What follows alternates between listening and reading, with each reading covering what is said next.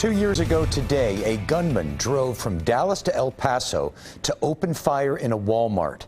He specifically targeted Hispanic people. That man killed 23 people. 2 years later, the question is, have we done enough to address instances like this? Here to talk about this is Andy Hogue with the Travis County GOP and Mario Carrillo with America's Voice. Mario, has the governor or the state done enough to protect Texans from crimes like this one? Well, first of all, thank you so much for having me. And, you know, as an El Pasoan whose family was welcomed to the city as immigrants more than 30 years ago, my heart goes out to the families of the victims on what will always undoubtedly be a very difficult day for those of us who are from there. But to answer your question, no, Governor Abbott has not done enough to protect Texans. If you'll remember, days after the attack on El Paso, Governor Abbott admitted that mistakes had been made and how he and other leaders in our state used certain rhetoric and claimed that there would be a course correction.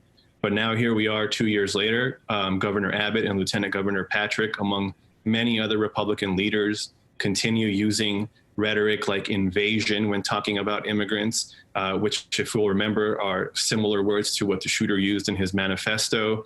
And now Greg Abbott is scapegoating migrants for his failures, going so far as to issue an executive order that seeks to limit support of migrants. And it will allow people suspected of transporting migrants to be stopped by law enforcement. We want to focus on this shooting and this horrible anniversary. Mario, what about permitless carry? Will that make Texans more or less safe? Well, I think it reflects the backwards logic of the Texas Republicans. Making it easier for anyone to get a gun does not make us safer.